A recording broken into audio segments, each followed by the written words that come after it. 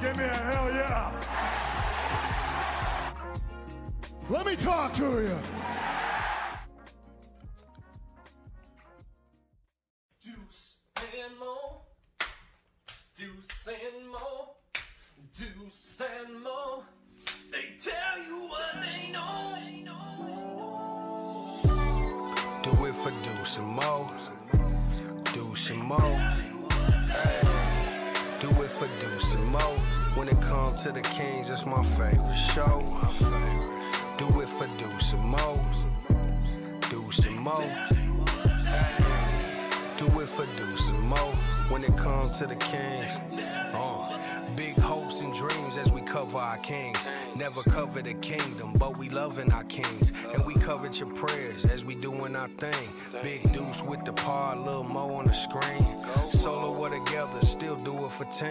Never switch up for $1 or revenue stream. So we always got each other, balance out the beam. Deuce and Mo, and that's the end of the theme song. Do it for Deuce and Mo. Deuce and Mo. Do it for Deuce and Mo. When it comes Dude, I to am the so Kings, it's my excited for this favorite pod show. tonight, man. I mean, we already said that. We're excited that we get to do the podcast, but not the topic of conversation. What up, Deuce? Hey. Hey, Oh my Morgan. God, hi. I'm rooting for y'all. Oh, yeah. I need you to root on those Kings a little bit, my man. Let's go, Kane. Thank you. Facts. If you're here tonight with us live, you are 100% certified basketball sicko. Yep. Because that means you likely watched a Kings preseason game on a stream, maybe on one of your illegal streams like meth streams, or that's a real one. Oh, okay. Morgan doesn't know illegal streams. Yeah, I'm innocent. Yeah. Why do you know so many, huh? I just know. I just know. I did not watch on a legal stream. My stream was legit. Is that how you watch wrestling? Ever? Look, I don't know why I'm being interrogated right now, but I don't appreciate Because it. it should be the Kings that are being interrogated Anyway, right now. if you watch it on crack streams, if you watched it anywhere and you survived, Why are they all named after drugs? Because they're I don't know. illegal. Got because it. if you're Got on it. one of those, you're clicking out of 700 pop-ups. Pop, pop, pop, pop, pop. Oh, it froze. Pop, pop. Let me restart. It How froze. would you know this? I've read all about it. I've read so much about it. I like to, I like to know what's happening. I in the see. world. It's What's happening research. with sports fans. Yeah. You're a man of the people. Yeah. Anyway, if you made it through Buff streams, wherever you watched, if you watched the 5th preseason game, 0-5. No De'Aaron Fox tonight. No Malik Monk. No James Harden. The Kings go winless in the preseason. Jason Anderson put out, for the first time since 91. I'm like, oh, okay. Doesn't matter, but still, that sounds kind of bad. I mean, I was it's like a 3. stat. It's a yeah, stat. Like, God damn it. You gotta put it out. Oh, man. Whatever. Yes. Ah. Oh, God. Let me go. I'm giving up technical fouls in this one in our chat already. my God, First you are- technical, AK, technical. You got a warning, technical. You can't spam the same thing. Can I just one thing for the chat? I love the chat. And I know there's a lot of people who may listen, they don't chat, they watch us live. Like, dudes, don't be concerned about the chat. Or people later going, who cares? Yeah, But me. I do like being able to look at the chat sometimes. Agreed. Like, oh, let me pull. That's a good stat. Or that's actually a great question. Or I like, agree. Hey, blah, blah, blah, blah, blah. And when I look down and I see AK for the 1,000th time this preseason say, DeMar DeRozan's washed. He's hurting team chemistry. I can't look at that 100 times. So when you do that, that's a timeout, technical foul, ejected. Or if you try and say the same thing like 5 times, Yeah. and it's like, well, no, I saw it the first time. I'm just trying to get through. Yeah. But I mean, hey, people are gonna feel a certain way after. Yeah, when Some you are bad watching basketball. a game on Stream East and clicking out 100 times just to named watch, and you want 4 different illegal stream sites. again. I understand what the people are doing. What a nerd. Anyway, What a nerd. yeah. So yeah, the Kings go winless in the preseason. My goodness. I think they were 1-4 last year in the preseason. Yeah, it was. I mean, but it didn't. I don't feel like it looked as bad. Well, tonight on the pod, we'll obviously reflect a little bit. There's not much to reflect on this game, I don't think. I think we're just going to reflect back a little bit on the preseason. And, like, what are some big questions that you guys have going into the season? And in addition to that, does this preseason make you feel any different? Like, the poll question I put up tonight, Morgan, is, did this preseason shake your confidence? The options, no, I think we'll be fine. Yes, I'm worried, and a little bit, but we'll see. Okay. At the moment, it's yes, I'm worried for 41%, but a little bit, but we'll see is at 36. 24% say, no, they'll be fine. And I mean, these are instant reaction podcasts too, right? And so Yeah. sometimes Oh, my God. the yeah. reaction think about us. 2 games ago, it was highlighted on our YouTube channel art, slightly concerned. Yeah. So it's- slightly I concerned mean, after the that's- Blazers game. And it's a God, can we it's- just rewind back to that first Warriors game where it's like, tomorrow was 6-6. He may not miss a shot. I don't think he's made one since. That's what. And What a dick. Don't be a dick. let's also remember back. This team was 0-4 to start a regular season.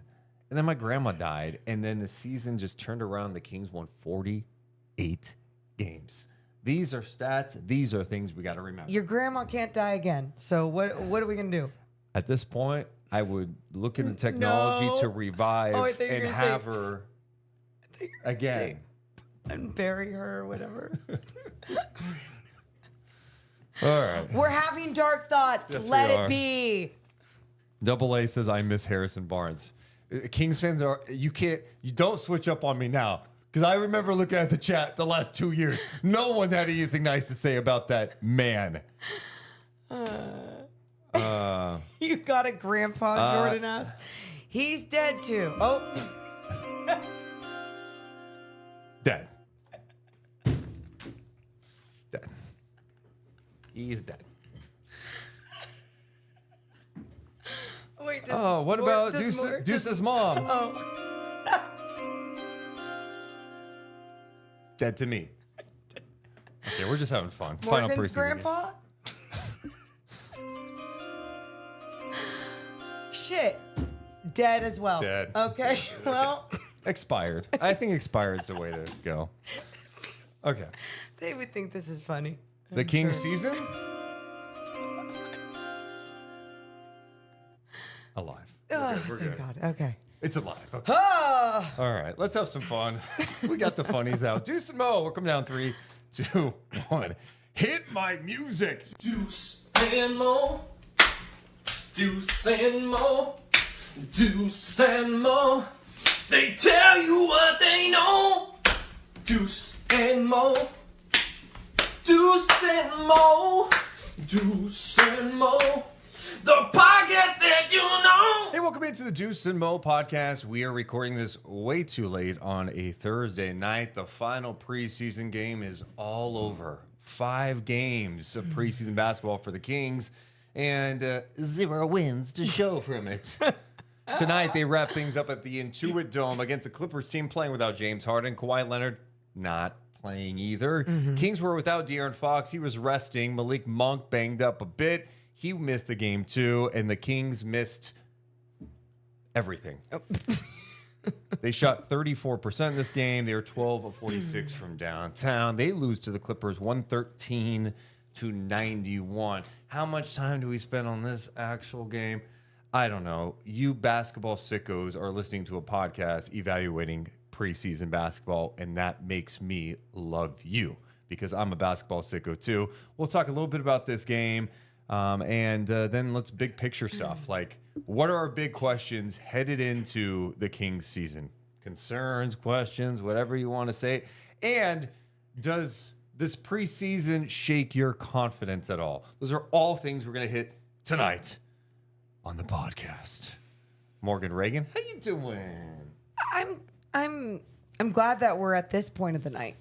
I'm glad that we're at the podcast. Yeah? Because I wasn't that excited going into the game just because, De'Aaron's not going to play. And I just had a feeling it wasn't going to be the greatest thing. Not just because he wasn't playing, but because it was the last preseason game. Didn't know what Mike Brown was going to do exactly. And then you get to the game and you're like, oh, wow. Well, I'm feeling things. And they're not warm and fuzzy feelings, but they're also not like again, it's the same thing I've said throughout these preseason games. How do you be rational about all this? But I also think you've got to listen to some of your feelings and emotions, even if they're going to end up being wrong 10 games in. Yeah, the reality is this is a 5-game preseason sample size. However, it's a sample size, and this is our first impression. First impressions are everything in life, right? And in sports, your first impression of this Kings team against the Golden State Warriors is, oh my God. First date. Yeah, that was first that date. was whoo! First date. Best impression. But by the 5th date, you're noticing the red flags. Major red flags. Yeah. Picking your nose? And wiping under the table at dinner? That's strange. That would be so weird to see in your adult life. Okay, what's a red flag then for you if you're on a date? Oh, well, not going to go there. Let's see. A red flag. A lot of them would have to do with morals. So let's just, you know. Yeah. Maybe, yeah. How about... I went way too dark on the pre-show, so I'm trying to go as dark this time. Fine. We get the point. God. Red flags. Do we have some red flags regarding the Sacramento Kings right now after 5 preseason games? If we do, what's your red flag right now with this team? And it's okay because, like you said, I couldn't think of a real red flag for a date. It can change. My red flag for this team right now, I mean, sure, it would be the defense. The defense is disappointing. It didn't matter if it was the first crew that was in there with the Clippers all the way to the last, right? And, I mean, there was this beautiful moment. I forget who ended up getting this backdoor lob to Zubats, but Sabonis was on him. And I'm just like, there was no other help around the basket. And sometimes you're going to have a good offense that knows how to spread that out. You're still learning each other on the defensive end and everything. But being in the last preseason game, I don't know. I just wanted to see a little bit more feel from this Kings team. And while you say that, 4 of the teams they played in the preseason shot at least 48%, 3 of which shot 53% or higher from the field in the preseason. Okay. So, yeah, that's concerning. Yeah, I think the on-ball defense just was not good enough, and that was surprising to me. And it's like, I do think when I look at the Kings starting lineup, they have 3 good defenders, especially on the perimeter with Keon Ellis, with Keegan Murray, and with De'Aaron Fox, but it just seemed like there were too many blow-bys. And look, I think some people got a glimpse of what DeMar can be when there's mismatches, and that's going to be an issue at times. Like, he's not, I said this when they signed him, and we did like a film breakdown looking at his defense. Like, he actually is better at defending bigger guys. Oh, yeah. I mean, I was watching tape from last year where it's like some of his better moments came up against like OG Anunoby, Siakam. Where like, sometimes when you see people who, or guards that can't guard guards, they're usually not at a good size anyway to take on a bigger player. But what's nice about it's that he's not a liability on the end of the floor, just truly depending on the matchup though for him. But that would go for a lot of different bigger players as well. So, and that's the thing is like if the Kings aren't staying in front of the ball, it just, again, you're getting dribble penetration. The other team's getting paint touches. They're getting right to the rim because there's not a lot of rim protection for Sacramento. Rotations are late. The help isn't there. And so I think that's a concern. I would say this, though. Caitlin Cooper, who does a great job covering the Indiana Pacers, great basketball mind. And she put out a stat on social media about points per possession in the preseason. And the defenses around the league are just awful right now. Great. Love it. That's something we have seen. Yeah. Now, for Sacramento's standpoint, it's like, all right, the defense hasn't been very good, and the shooting's not good. The three-point shooting is actually bad, and the turnovers are issues. So that adds up to not a lot of good. Not a lot of good. No, and I think I'll say this because if the defense isn't as good just around the league, why are the Kings seemingly missing so many shots when they have shooters on their team? But then the one thing I will say about some of the turnovers, like obviously you're still trying to figure each other out depending on you know, if it's DeMar in the mix, whatever. But I also believe the way that Sabonis has been playing, he's been trying out a lot more different passes, and that we saw him execute in the first two games against the Golden State Warriors. And then it felt like after that, the Kings saw a lot more size, right? Against Portland, against the Jazz. A little bit so tonight, just a little bit, but really in those two games that I'm talking about. And you saw that he had to make adjustments with his passes or it just ended up being more turnovers for the team.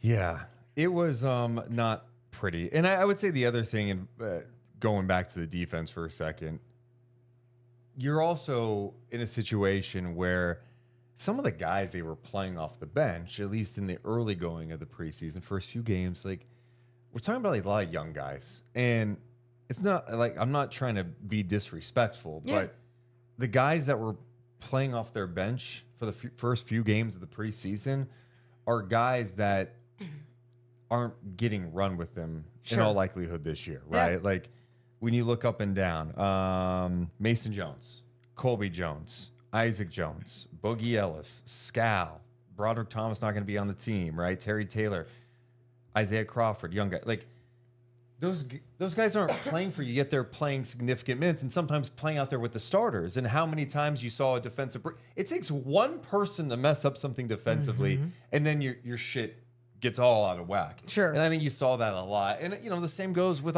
offense, right? Like, I think some of the Kings starters are better at doing this read and rack and not having a ton of plays in the preseason, right? We're just going to do a free-flowing thing. Well, it's easier, I should say, to do that when you've got like the regulars who are used to playing that type of style, even though they were still sloppy at times too. But when you're asking some of these young guys, or like someone like Jordan McLaughlin, who's kind of new to this, to do those things, I think it's going to be inconsistent. So that's where you have to check yourself a little bit. Yeah. It is the sample size we have, and you're like, okay, that didn't feel great, the last few games. And so I'm trying not to let it get to me too much because it is preseason. But yeah, I'm slightly concerned. And here's why I think you are too, especially someone like sweet little Deuce, who gets so high when he sees roster changes in the offseason and gets super excited, which, by the way, you should. I appreciate it. DeMar DeRozan, a 6-time All-Star. I'm sorry, I got a little juiced for it. No. It's not about DeMar DeRozan. Don't flip me off. I did. It's about what you said that tweet could do. And not only you, just a lot of people. And my point, And I could still be right. and guess what? Could you listen for 2 seconds? 1, This reminds me of an interview that I just watched. So anyway, my point is, I remember like even when DeMar DeRozan was added to the squad, signed, whatever, it was exciting. But I was excited, but I had my questions. And I think a lot of people's questions was always like, the spacing. And you're seeing that isn't the issue. When you have good players, it's not necessarily the issue. It's always just the little things, right? Like how you find that chemistry or each other's cadences and you work that out. And then also on the defensive end, we talked about some of the flaws, but then when you kind of see it come together, even in this team defense, you go, oh shit, they need like 20 games together if they're going to start figuring this out. But then another positive, watching the Minnesota Timberwolves the other night. I know. Truly. No, it's a good. You're saying that because it's a good reminder that, like, breaking news. Like sometimes shit looks clunky in the preseason. There you go. And that's just what it is. And you hope it doesn't bleed into the regular season, Sure. right? Like I think I saw someone in the chat was bringing up, well, why is it all of a sudden going to get better? Yeah, Victor said, bruh. Performances will not improve in the regular season. Why are the Kings fans so delusional that everything will be fine in the regular season suddenly? Well, it's not about all like the first game. Like it's not like magic, regular season. It's literally about growing together. And like not only that, you already mentioned it. Not running as many plays in the preseason and trying to just like find this freedom and this flow. Like there's going to be different things in the regular season. And the other thing is too is like, well, I can tell you why I'm not like, oh my God, freak out at this. They won 46 games last year. They won 48 the year before that. I think they've got a good team. Like how good can they be? What's their ceiling? Like we can have all those conversations. I think they have enough talent to be a good team. My concern kind of going into the season is like, I'm looking at the depth right now without Kevin Huerter and Trey Lyles out there. And I'm going, that's a concern. Like if you start the regular season without those guys, it could be a bit of a challenge when you go to the second unit. Like there's no denying that. And then even when you try to mix them back in, like it's their preseason at that point, right? Like obviously they're practicing as much as you can, but there's so many less practices as soon as the season starts. And on top of that, you're having to learn and build that chemistry, especially on the defensive end, together at a different stage in the season. I don't know. It's a lot. Catter J in the chat says they did run the elbow series. Skylar broke down a ton. When I say they didn't, like, I'm talking about they didn't like call out plays. Like obviously they initiate their offense, but Sabonis a lot of times it's like read and react. It's not like they're looking at Mike Brown and be like, hey, what play are we running? I mean, they have actions that they go through, but so much is based on their decisions, reading what is around them, and they create off of that. You know what I mean? They're looking for mismatches, whatever. So they obviously run some sort of plays, but they're not like, hey, let's run the elbow right here, blah, blah, you know, let's run the twirl. They're not calling that shit out at that point. Well, it's like you said, there's a lot more freedom for them to learn and understand one another rather than Mike Brown being like, this is what we're going to do against this team, against this matchup. Because, you know, they can do their film. They can understand what this team is going to look like from the year before and maybe from a preseason game before. But you're still going off of just so little at that point as well. If you have not done it yet, you're a basketball sicko. Hit the thumbs up. If you hit the thumbs up, hit the like button, all it does is help our channel grow so basketball fans around the world connect with our channel. Also, if you haven't subscribed yet, hit the subscribe button. We appreciate you guys so much for being here, even you guys who are in a dark place right now. We're trying to talk you through this. We're going to be here together. I'd be crazy. Don't be in a dark place. What else did I want to hit on tonight about this game? Oh. Go ahead. Doug McDermott made his Kings debut. Right away, ends up playing 25 minutes off the Kings bench. Finishes with 14 points, 5 rebounds. He launched 11 3-pointers in this game. Great. 4 of 11. The guy just said, hey, you brought me here to shoot. Yep. I'm going to shoot. No, I liked it. I see, like, obviously there was even some shots in some of these moments where I'm like, okay, he's probably not going to take that, but it was let him fly. It's the last preseason game. You just got here, and at this point, there are some other guys that are in the game with you too that aren't going to be playing with this big squad. So you got to make sure that you're just like feeling everything out, whether it's a DHO, it's a bonus, or just a catch and shoot from someone else. He was 5 of 13 overall, 4 of 11 from downtown in his Kings debut. We've learned some details about his salary too. Keith Smith, who covers the NBA, says he got a partial guarantee of $750,000, and the contract would become fully guaranteed on the NBA guarantee date, which would be January 7th. So the Kings are like paying to like, you know, get a look to see how it works out. And if it didn't work out, they could just cut bait on January 7th if they wanted to. Cool. So, great. Love that. But I think he can help this team with the shooting. I mean, I'm not acting like he's going to play big minutes, but, you know, if Trey Lyles isn't ready to start the season, you're going to need someone that, I mean, I know he's not as tall as Trey Lyles, but you need some more shooting out there, and you could definitely see him playing a role on this team. How tall is Trey Lyles? 6'8"? Okay. That's what 6'9"? Well, it's just so funny because Doug McDermott looks. He looks a little bigger than 6'6". Yeah. Like I always bring measuring tape at games, so I'll make sure when I go out there. That was stupid. That was a dumb joke. Like, why would that even be a joke? I don't know. That's I like something just thought the image like would a be grandpa ridiculous. would say. I know, dude. I'm sorry. This is what. Like, oh, I measured them with a pencil on Dude, the wall I feel in like the arena. I do feel like I've gotten sharper as the preseason went on, but that was like one of those like Sabonis passes where I'm like, well, wait, why did I throw? You know what I mean? Like, Out of bounds. Why did I try that? It wasn't worth it. Yeah. It was stupid. I had so much good going in the pre-show with this darkness that I was like, oh my god, I'm in my prime. We're running, we're scoring a lot, and then Nobody I laughed. do that. Yeah. Damn it. For sure. Deflated. Damn it. The Damn it. whole. Damn it. But he plays bigger. Or, I'm sorry. He looks bigger than 6'6". I feel like he plays bigger sometimes than 6'6". Such a quick shot. Loved. Jack him up, especially if you're in there. I like it. Yep. Double A says Big Buckets was cooking, but he was getting cooked as well. Yeah, I mean, I don't think that's anyone's surprised by it. I mean, there's some limitations there. You know what I mean? Just got to score more than the other team, and you're good. Yes. Please. The breakdown of the night. Sergio would like us to know that he did laugh at the tape measure joke. Yeah, so maybe what the- I will write that down, bring that back later this year. That could be a regular season play. Come on. And I saw another. I laughed. You guys, how old are you? Jeff Hardy rules, man. Appreciate you. Come on. Appreciate you. We need to get to some positives of the preseason. Anything? Oh, of the preseason? I do have I think Keegan Murray overall was a positive in this preseason.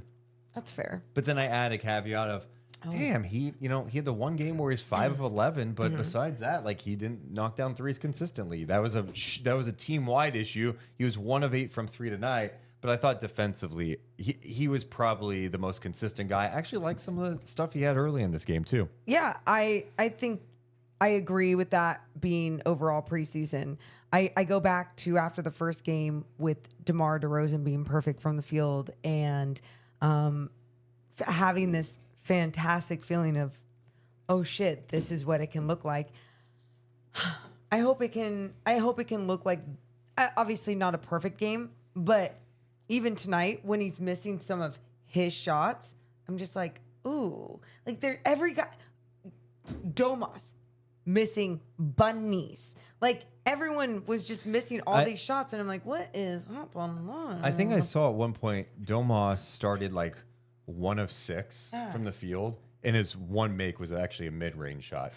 Oh, yeah. Which made me laugh. I'm like, really? Did he take 2 threes tonight? Yeah, he missed them both. I think he ended up in the preseason 1 of 11 from 3. And remember, Mike Brown, I had asked him at training camp, like, hey, do you want to see him shoot them more? Because he was like 37%. And he said, I'd love to see him like take 3 to 5 a game. Yeah.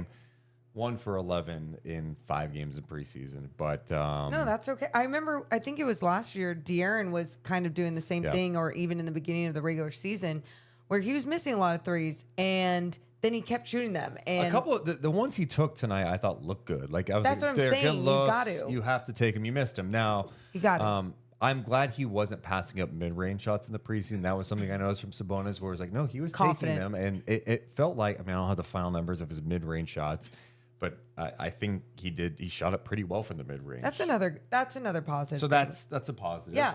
I think, Yeah. What else?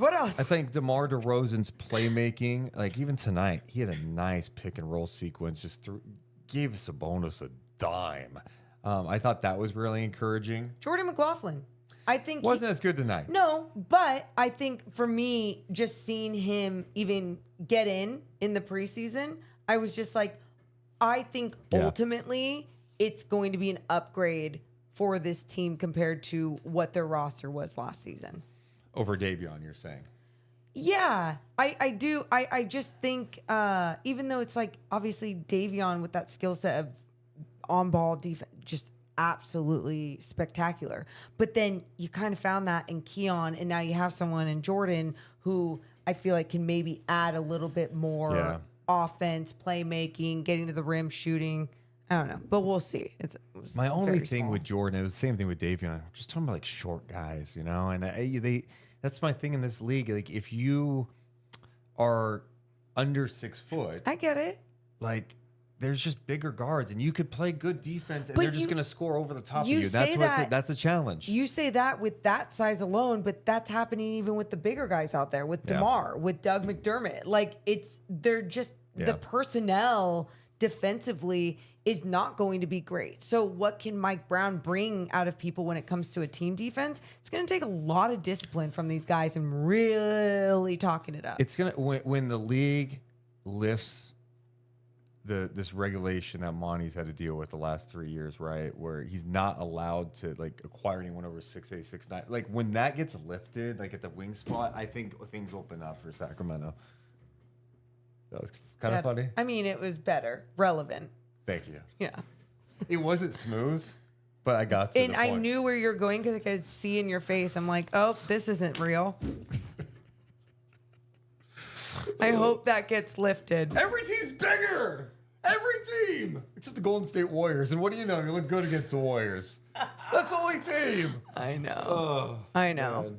You're just they're going to have to perfect certain things. I truly believe that they can with even the size that they have, but you can't take any plays off. And you need to see people back out there like Trey Lyles, like Kevin Huerter, because even their size will make an impact. I feel like we might see one of those guys. Like, is there a chance? There's got to be a chance, right? Because they were scrimmaging. They've been cleared for full contact. The Kings have a week until their next, the first game of the season against Minnesota. So, I don't know. Maybe there's a chance. Be nice. They need it. And, yeah. We also saw Malik miss a couple of games during this preseason as well. Yeah. De'Aaron missed tonight. Anything else regarding this game that you want to hit on? Nope. We'll talk Clippers later. I have them on my list. You see my big list over here? Okay. Reminders. Yeah. Well, oh, I see. Okay. Yeah. We can talk more clips later. Next up, I want to get to, well, we had positives, right? Do we have a player of the game? Yes, we do. Should we get to the player of the We game? should get to the player of the We'll game. do spots later. Yeah, sure. Okay. Who would you think the player of the game is tonight? Simply the best player of the game. Doug McDermott. Okay, let's see if Morgan is right. Oh!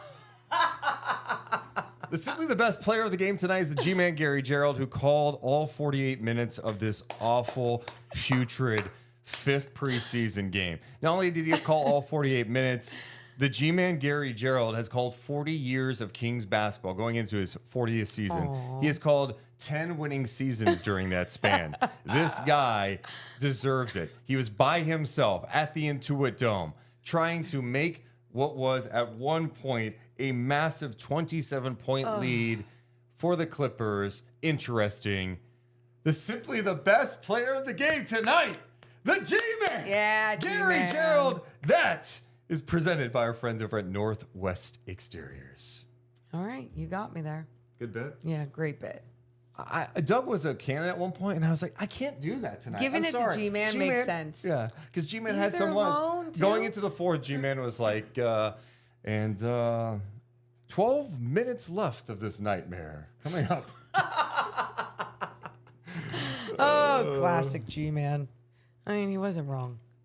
He's the best. I'm curious. I am excited to ask him about his media spot or radio spot at the new place. It's called, the Intuit Dome is what they call it. Yeah, at the new place. Well, you know what's funny? At first, I was like, I don't know what Intuit is, and then I have to use QuickBooks for Deuce and Mo shit, and I learned a lot. Intuit is connected and intertwined, and I'm like, wow, Great stuff. thank you. All right. That's where I was going to go to. What? I don't know. What's kind of your biggest concern or biggest question headed into the Kings season that starts next Thursday night at Golden One Center against Minnesota? I guess I have a couple questions. One of my big questions I kind of already talked about throughout this entire preseason, throughout this game, would be the lack of defense. And I think because we saw what Mike Brown did last year with the personnel, the roster that he did have, that I have this belief that it can be more than what it looked like in the preseason. I have this feeling it really can be. I even feel like there's more trust with someone like Alex Len. So, like, if anything does happen with Sabonis, I wasn't even saying health. I was saying more like foul trouble or something. God, no. Dear God, knock on wood. No. That there'd be more trust there if you needed size or you just, like, your starters aren't giving you what you need, that there will be players that can contribute. And again, if everyone just buys into whatever Mike Brown's trying to do with the team defense. Yeah, I do think the defense will look better once they're a bit healthier. Like I said, I think in the preseason when you're putting so many young guys out there in different lineups with the starters, it looked clunky. And I'm not saying that the starters didn't make mistakes defensively, or maybe they weren't always engaged defensively, but I think they will look sharper. I was really encouraged by how Sacramento played defense at the end of the year last year. Once the league decided, hey, we're gonna let some shit go, and we're gonna let these guys play defense a little bit in the league. I feel like the Kings benefited from that greatly. And then Keon Ellis obviously helped. Yep. But like De'Aaron and Keegan played some nice defense too.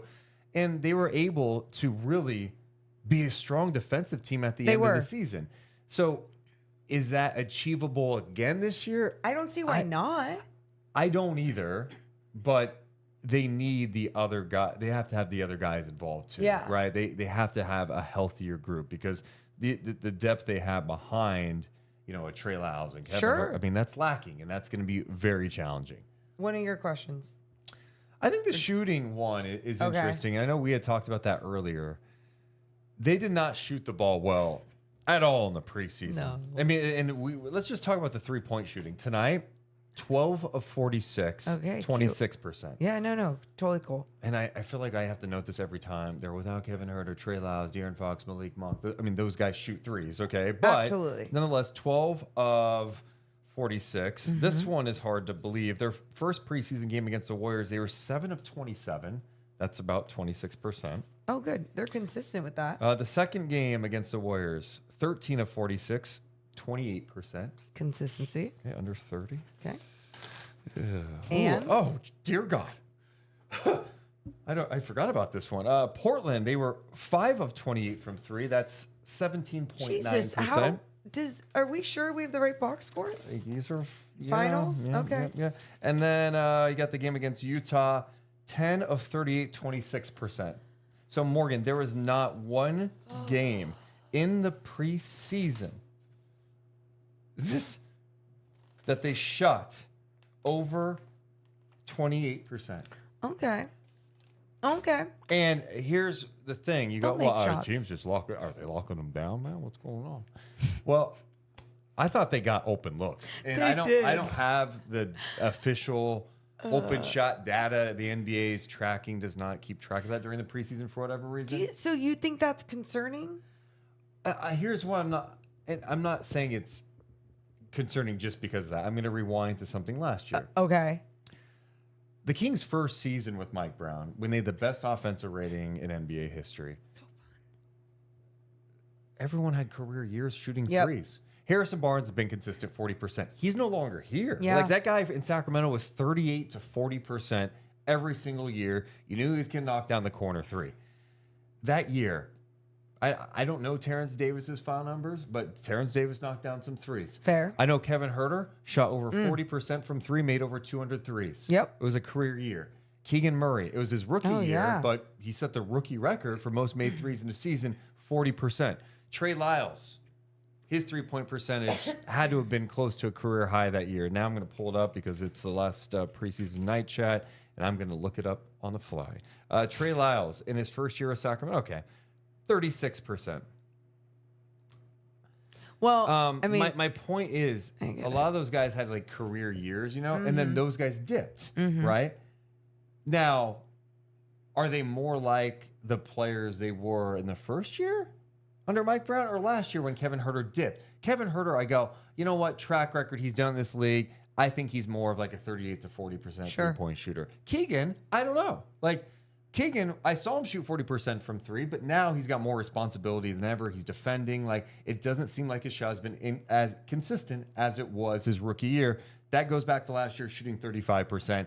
Now into the preseason where he was inconsistent besides being 5 of 11 in one game. So that's where you go, okay, if you add Doug McDermott to this, who has been a 40% career, 41% career three-point shooter, that should be a good thing, but I'm just more curious about it. I'm not going to say I'm concerned, but I'm curious to see what they are because I think in this offense with DeMar and with De'Aaron, these players around them will get great looks. They have to knock them down at a solid rate. If you can't make threes in this league, you're screwed. I mean, you have to. And this, I know at 5-game sample size preseason, you're playing random guys, you're missing guys. It's still 28% was the best. It's that's crazy. I mean, just to not ever break 30 in all 5 games. Yeah, like it. No matter who's playing, right? Like these are NBA players that are getting, like you said, good looks. They're not going up against the top defenses in the league at this point of the season or anything. And I think it's a fair thing to bring up. Okay, so they're shooting. Yeah. And I mean, the size is just going to be a thing that gets brought up. They don't have a lot of size. Right. And I think where that will really be brought up is kind of like, again, when we saw the first 2 games, we weren't talking a lot about it. But then once we saw size against Portland and size with Utah specifically, it was concerning. And now if they adjust their game where their size can actually be an advantage for them, like whether it's small ball. That's what I'm saying. It can be. In certain matchups, especially, which I believe we will see, then we won't be having this conversation as much. But you're exactly right. Like there's definitely going to be matchups where we're like, well, shit, that would have been the one where we need to see the tweaks with more length, more size, blah, blah, blah. So those are the big ones for me. I have another one. Yeah. Didn't play tonight. De'Aaron Fox, I just believe him in his consistency needs to be at a whole different level this year. We keep seeing it take leaps, but then even last year it was after he gets banged up, and then in January, like he takes the dip, the numbers take a dip. And sometimes I'm just like, yo, if you need to take a second, take a second. Because if you are not 100% healthy, then you are not going to be able to 100% play your game. Now, the good tweak to this, though, is that there's someone like DeMar out there. Yeah. So there could be less pressure on him to have to attack the basket every single time if he's a little banged up in the leg or whatever it may be that we saw last year that takes away his biggest, skill. right? Which is being the fastest player out there. So just him trying to be consistent throughout the whole year of not only with his numbers, but on the defensive end and I guess with his health and taking that seat when he needs it. And I think defensively, it is just doing it consistently, and it's asking a lot too, right? It's a lot. But like you said, I think DeMar takes pressure off of him. I think the goal for De'Aaron this year should be like all defensive team. Hell yeah. And I think he's more than capable of it. I don't know of another point guard in this league who has the ability to score 26 a night and then defend some of the tougher matchups in this league. It's a lot, but I think if he can take that step, and he last year, near the top of the NBA in deflections, led the league in steals. He took a huge step, but it's doing it every single night, no matter if it's Kyrie or Tyus Jones. And that's why it's important that, like, let's say he takes a knee to the thigh and is like, no, I'm good. I'm going to keep playing through. And I appreciate his mentality and his want to be out there. I mean, Sabonis is the same way. I love that about these guys. They want to be out on the floor, even if they're a little banged up. But I think it's also very important for someone like De'Aaron, if you have a contusion or whatever it is, that you don't just keep pushing yourself. You find a way to make sure to rest so then you can be 100% 2 games for then. Let's give some love to people staying up way late with us tonight. You right now, sickos. It's 11:29 p.m. Pacific time. The basketball sickos in the chat are here. They're talking about this team. You guys are insane. Give me a hell yeah. Thanks, guys. Appreciate you guys so much. If you've got big questions, drop them in the chat too. I'll get to the poll question. Did this preseason shake your confidence? The options, wow, this is a close race. Okay. This is a close one. The options, no, they will be fine, 26%. Yes, I'm worried, 39%. And a little bit, but we'll see, 35%. Where do you weigh in on this poll question, Morgan Reagan? I'm closer to no, they'll be fine, but I'm also like a little bit, but we'll see. You know me, I love sitting on a fence, and that to me is very fence sitting. Of course you do. And it's the same way I wanted to go into this season, and everyone makes fun of me for it because I'm always like, can I just see 15 games into the regular season? Well, I think that's sample fair size? with any season. Like you need to see 20 games. But for me, especially, like for my soul, I have a very difficult time being like, I'm super excited, or, oh, I'm super scared of this. I don't know how this season's going to look. I have to have something in front of me before I just make a decision. And 0-5 preseason games, it's just not enough for me to make this huge opinion. But I feel like what I did on a night like this is go off of a lot of how I feel after seeing these games, them shooting under 30% from 3, the defense, all the things. I know I brought up the 0-4 regular season start a little bit ago, but I hesitate a little bit too, because it's like, are we really comparing 0-5 preseason to the Kings 0-4 regular season start? Probably shouldn't. But you shouldn't. The point I guess I'm making is, I remember when they were 0-4 that year, and how we were like, God, they're not playing bad. Oh yeah. You know, like it was like, it feels so close. They just can't like. Oh, I loved that feeling, you know what I mean? Because it was like, we're watching good basketball, but they're just not getting the dub. And it was scary, but like, oh, Kangs at the, but at the same time, it's like, it does feel different though, right? Like, and they obviously eventually turned it around. I think like right now, when you see this 0-5 preseason, you're not like, you have to really like squint to be like, yeah, there was some like, I think there was a stretch in the first 2 Warriors games where the starters had 8 combined turnovers in 2 games. That was nice. What else? I think I saw Isaac Jones at that post score. You know, it's not like, oh man, a young player was outrageous. Right. Great example. Tonight, Dalton Connect, the Lakers rookie, scored 35 points, scored like 22 straight points. Like, if that happened, let's just play that for a second. Let's say tonight, I don't know. Let's say Keon Ellis was playing late in the game and like erupted and had 35 tonight. You're like, dude, like, look at this 3-point shooting. you just never had a game like that Nope. from a young guy, or I don't know. It was just like brief glimpses from the starter. So that's what makes it challenging. And then some of the problems that we saw, especially the Portland game being so bad, was like, oh, those were going to some of the things from last year. Yeah. Oh, they're missing shots. And it just feels so like, and it feels tough. And now with expectations, it's going to feel like a little more pressure packed. I mean, I feel the pressure. Yeah. You know, even with the off season and going into this season, I feel a lot of confidence, but I also feel that pressure that I'm sure everyone else is feeling within the organization. Like, wait, what is this? But at the same time, you can't do that to yourselves because you got to just let it play out. I mean, you guys don't have to, but like they have to, you know, like a lot of these people have been doing this for a while, or the athletes on the team, you know, the NBA players, like they know how a long season works. And I don't know. I do believe that they have the right mentality.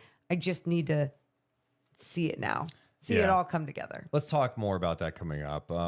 Before we get there, we should mention that tonight's podcast presented by our friends over at Mother. Go to mothersacramento.com. If you've not been to Mother, you're missing out on amazing food. They're located in downtown Midtown, 2319 K Street.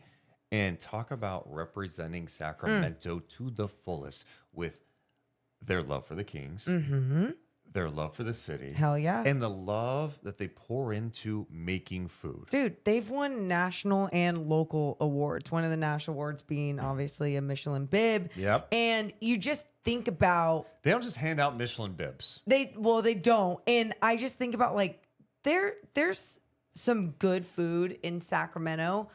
Mother is one of the best. One of the best. I'm not kidding. If you have not tried it, make sure to go to Mother Restaurant. And you can pregame with your mother every single Kings game, home or away. Go to Mother, 50% off all your drinks. Any drink. You got it. That's a sweet ass deal if you ask me. Go to mothersacramento.com. Also presented by our friends over at Golden One Credit Union. Golden One Credit Union believes together we are one. That's why they've set out to create a bright financial future for all Californians. You need to visit goldenone.com to sign up and become a member, because if you're a Kings fan, let me just tell you, this one's for you.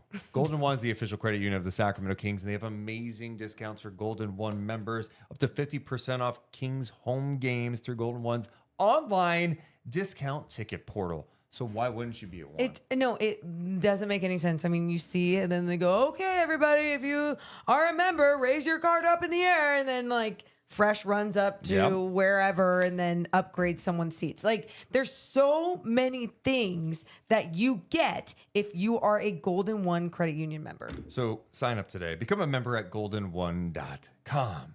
We mentioned G-Man is our Northwest Exterior, simply the best player of the game. Well, shout out to our friends over at Northwest Exteriors. Morgan, why should people hit up Northwest Exteriors? The best people, the best windows, and now the best HVAC system in the Deuce and Mo podcast studios. Dude, I thought the windows were like the end all be all. I was like, oh my God, everything's so great. I'm saving so much money now. Love it all. And then they're like, no. Have you tried an HVAC system? What? Didn't even know that life could even be better. It's way cooler when it's hot outside, and I'm excited to try everything out. I haven't yet, but as soon as it's cold outside, heat going on. Yeah, and they service HVACs as well. You can do that. Just tuning up, $49. They do everything. They're local. They're not going to subcontract your projects out to like some random company from far, far away. The people who have been there have worked there forever. They've been with us now for 2 straight seasons. You know why? Because they are simply the best. Morgan Reagan. Simply the best. Trust Northwest. Go to northwestexteriors.com. Love a good jingle. Me too. Me three. All right, Morgan Reagan. Yes. So we talked about some of the big concerns we have, and we're going to have a ton of Kings coverage. I know opening night is not too far away. We'll be dropping content left and right, of course, on our YouTube page, youtube.com/@DeuceandMo. Film breakdowns, previews, maybe an interview. We'll have some fun. I think how I feel about the Kings after this preseason, I think the concerns I had are pretty much the same. You know what I mean? Yeah. I didn't love everything I saw in this preseason, but I think the perspective I have is like, let's just see the real shit. Like, there's a reason you have training camp in the preseason. You try some things, you mess some things up. Hopefully it looks a little better. It didn't look good tonight. I'm guessing you missed De'Aaron Fox and Malik Monk and Kevin Huerter. Like that, Sure. that's going to change the dynamic. So I'm eager to see what it looks like game one against Minnesota. I know you talked about Minnesota earlier. Yeah, watching them last night against the Bulls, like Anthony Edwards with 3 for 16 from three. From three. Well, Anthony Edwards is not going to be 3 for 16 from three Every night. opening night. And Or so opening like night. you and you go around the league and you just have to be careful like how much stock you're putting into things. And I think there's traps you can fall into. There's traps you could fall into the, hey, it's just preseason trap, which I don't think you should completely fall into it. But like, there's going to be some Laker fans tonight that fall into the don't connect, drop 35. Well, could he start and play 35 minutes a night for the Lakers and be a major impact player for them year one? I mean, maybe he can, but is it just because he did that tonight? Like long term, be excited. Right. I guess my point is like, Yeah, what's your point? this is, there's a lot ugly in this preseason. I was trying not to say mixed bag like I did last time. Oh God. Here we go. No, I'm not concerned. I'm just not. I just think the Kings have a lot of talent. They do have flaws that we're all aware of with the size, definitely right now being banged up. But I think they've got enough talent. I think DeMar is going to help them tremendously, especially with his playmaking, being able to track another defender. I think Fox is going to have a monster year, and I think they have the shooting around. They're going to create good looks, and you trust that those guys are going to be able to knock down shots. If they don't, they're in trouble. You definitely overtalked and overanalyzed that whole thing. But here's where I completely agree with everything that you're saying. And I think what you're feeling are probably a lot more emotions and feelings from the preseason than you actually are with like real concern or real, like, you're not like super disturbed or anything. It's you understand what it is. No, and I basically. think, obviously my other issue is that we do a live podcast. Mm-hmm. And so I'm reading the chat, and it's like you start reading the chat, you might think the Kings are done for the season. may be trying to be in play for Cooper Flag next year, the number one pick. Like that's I saw Cooper Flag a few that's times. how the they chat. approach. At one point tonight, I started looking up Kings preseason records by the year. Okay. And I went back. It was like 2012-13. 2012-13. What a year that was. It looked like maybe the Kings were going to move. The Kings had a 7-game preseason where they were 5-2. Then they won 28 games. So again, it's not nothing. We went over the concerns, but like at the same time, it's a different time. The regular season's different. I think they iron some things out with this week off, and like, let's go. Let's see what it looks like. The West is going to be daunting. You better be better, otherwise you will get buried. And speaking of the West, you wanted to talk about the Clippers. Yeah. Kawhi Leonard news, man. Yes. Bummed me out. That news, what makes me sad about it, it's not surprising either. It's not surprising, but here's my take today on the Kawhi Leonard stuff. Sure. Out indefinitely. He played 68 games last year, was all NBA. People do seemingly forget that for whatever reason. He had a really good year last year, and then at the end, the knee flared up. Yep. Tried to go do the Team USA thing. He ended up like, hey, he's not going to be on the team. Ends up getting a procedure, and now out indefinitely. It sucks. It's terrible. But here's what I think too many people do. I saw Kendrick Perkins do it. I've seen a lot of basketball people say this, and I've seen fans say it, and I just never understand it. I meant no disrespect, by the way, when I said not surprised. I'm not Okay. going there. The whole like Dude, just retire, man. Just retire. Shit. He needs to hang it up and retire. I can't stand it. You know when Kawhi needs to retire? When he wants to. When he wants to. When he's ready. Like, if this guy wants to play Or and if he wants to collect money to work his ass off to try to get back and play again, like, let this guy play. And as long as people want to sign and pay him to play basketball, who cares? Yep. These guys put so much into their careers. Kawhi went from being this guy at San Diego State, going to the Spurs. Oh, he can't shoot. And he turned into a 2-time finals MVP, a 2-time NBA champion, multiple-time All-Star, all-defensive team, all-NBA team. And now because the guy's banged up, dude, just retire. If he wants to keep trying, keep going. Like, I just never understand this whole notion of, retire. Like, screw that. Play until the wheels fall off. Because people want a lazy hot take. I mean, that's what it is. Or like, I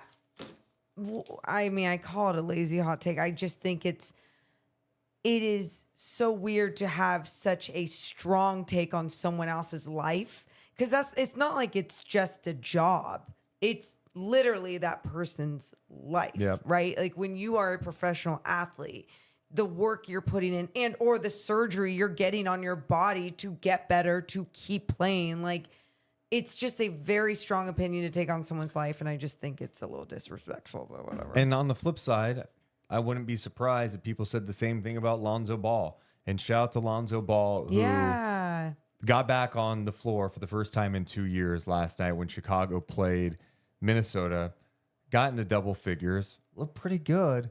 And that's a guy that, remember the reports last year, there's like, hey, he may never play again. And he kept saying he was going to play again. Yeah. And when you see those reports, you're like, I don't know, is he being delusional? The guy made it back.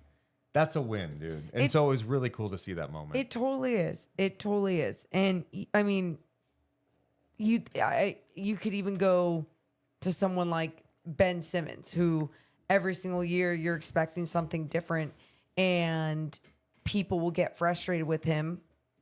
Well, I mean, he's collecting money, doing what he's doing, and people keep wanting to pay him, give him contracts or whatever it is. It's like, be mad at those people. Don't be mad at the athlete. But at the same time, I can understand too, if you're a fan of a team, why you might have certain frustrations. But again, how can you be mad at someone like trying to continue to do what they love? Yeah, and yet he's under contract, one.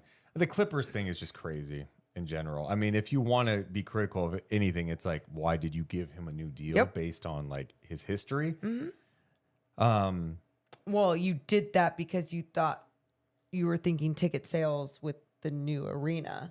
Yeah, I guess, but it's the think. ultimate gamble. And so now, you don't know when he's coming back, and it's James Harden and company. And the other wild thing is thinking about like next season, Oklahoma City has the Clippers pick, unprotected pick, in what's supposed to be a stacked draft. It's from the Paul George trade back in the day. So like, the Clippers, I think there's going to be some motivation for them to like, make some moves. They want to be competitive. Yeah. They want to be competitive. Now, they also don't have any like real assets. So like, what do you do here? I think they're in a real tough position.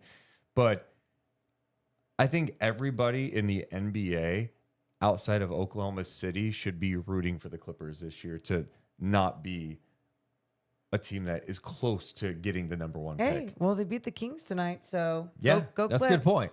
Go Could Clips. you imagine if like, it's draft lottery night. We're like, okay, what happened? And you hear, and with the number one pick, Oklahoma City. You think, okay, well, let's just stop the league then.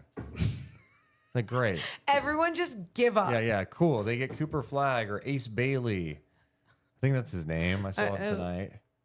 Knocking down shots. Yeah, I guess this draft class is supposed to be good. I hope I don't care about the draft. If I'm caring about the draft, we're in a bad spot. Could happen. Yeah. It could happen. So just be prepared for anything. Oh, I know. I have one thing I want to ask the chat too. What? If you don't mind. What did you want to ask? Oh, God. Really? I just. This is what you want to ask? Did you guys see the Donovan Mitchell Skims thing? What's the question to be asked? Real or fake? Yeah. That's you're literally going to pose that question. Okay, I don't have to put You that can. up. No, put it up. Put it up. Like, is it? I mean, it's just a man in underwear. A man in underwear with Donovan Mitchell. Underwear. He's a new. I don't even know what to say. he's the new Skims ambassador. Skims ambassador. There you go. And he's holding a basketball I just remember there was. and he has a basketball in his pants. I just. I do remember a time in wrestling where Shawn Michaels had these like they weren't Skims. They were something shorter. Yeah. And he stuffed up there, but Oh yeah. He said he took it was in the Vince McMahon Netflix doc, and he said he took that's gauze and put it in there for dramatic effect. here's the other thing. Just don't go on X and search Donovan Mitchell because you're gonna get people comparing SGA and Donovan Mitchell and Skims. Which is so weird. But then again, it's the internet. So Dude, you know the Cavs are talking just so much shit to Donovan Mitchell, though. You know his teammates have to be having fun with that, so right? Patrick says it's AI, guys. It has to be. I right? mean, whether it's like edited or not, it's aggressive. Like I don't again, it's underwear. You know, it's an underwear ad. That's the same thing. I mean, you saw the W players in Skims clothing, Kelsey Plum. Definitely saw that. Was it Candace Parker, I think, was in there. You know, like all these people. But I don't know why it's so different when a guy is just like, Maybe I'll get some Skims and like do on like for a night chat, you know? I just had to throw up. Maybe like, do a shoot in for my our mouth. Instagram? Can you imagine, huh? That'd be funny. Yeah. No, that would be so funny. Oh my god. That'd be so inappropriate. All right, that got that one off my list as well. What, the joke or the Skims? Skims? I had Skims Got it. written down. You literally had Skims written down. Yeah. Oh my God. Can you show us the WNBA Skims ad? No, you can Google it. God, That's you what, sicko. like, yeah. Or how about watch a WNBA game, you sicko? Man, dude. By the way, What? Sabrina, you know, Oh shot my last night. God. Dude, she is something else. Not, I mean, obviously we've seen her bad games or whatever, but it's just like, you're going to see that mentality. She's a killer out there. And that was just probably, I think she even said it, like the biggest shot of her career. Absolutely. Really. And these, if you're not watching the WNBA finals, you're Dude, not it's a great. real basketball It's great sicko. basketball. I mean, the Fantastic. WNBA finals have been awesome. Better than the NBA finals. NBA finals are kind Better of serious. and a lot better than the basketball we've been watching right now in the NBA. It all changes Thursday. Don't make me. Don't make you what? I feel like I have to like rally the troops right now. No, you don't have to do anything No, right I now. do. It's a I Thursday do. night. Listen No, to me. I And listen to me good out there. or don't. We just experienced an 0-5 preseason. We haven't seen the Kings win a game since the play-in game against the Golden State Warriors. Oh, well, that pumps me up a little. Yeah. I'm It's been a minute, right? getting pumped, okay? I may age myself a little bit, but this is like Men in Black. Tss. I know I didn't make that noise, but the laser, forget it. It's over. The preseason's over. Can I just tell you right now, you know who's not caring about this preseason anymore? Who?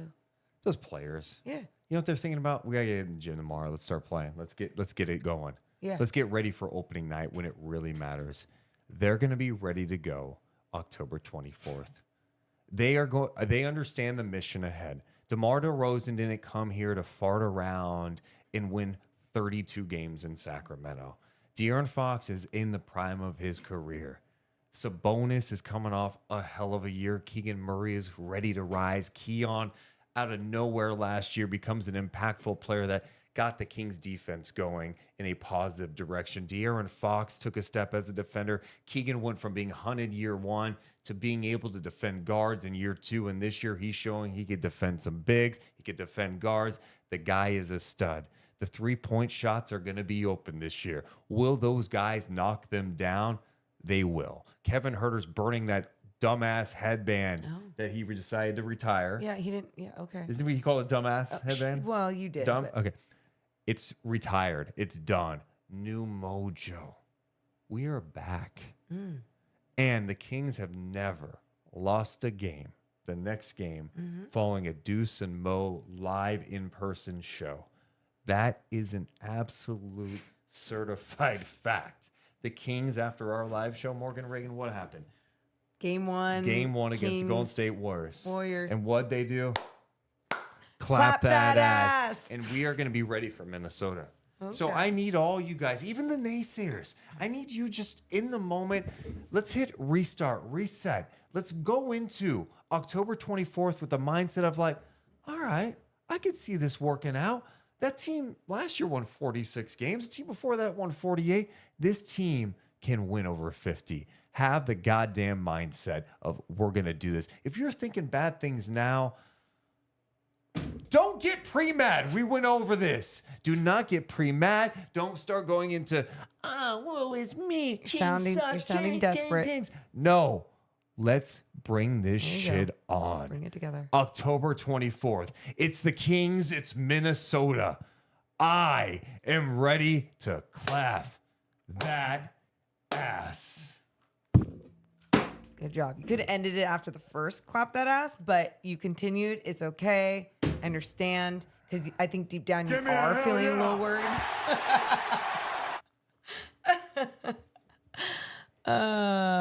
Good shit. People are down. They're down to rally. What's your final thought? Final thought? I'm down to rally. I'm down to have some fun. In all seriousness, and I know we probably have other podcasts to do before the season, but I am beyond excited for this 82 game journey with all of you guys. And hopefully it's a lot more than that. We all know there's highs and lows, bumps along the way. We're going to question some things down along the way. Uh-huh. Me and you are going to get in some fights. Do we have to? Like, that was so... It's going to happen. Okay. We're going to get into it. I'm going to get irritated. You're so with you. assured. And Okay.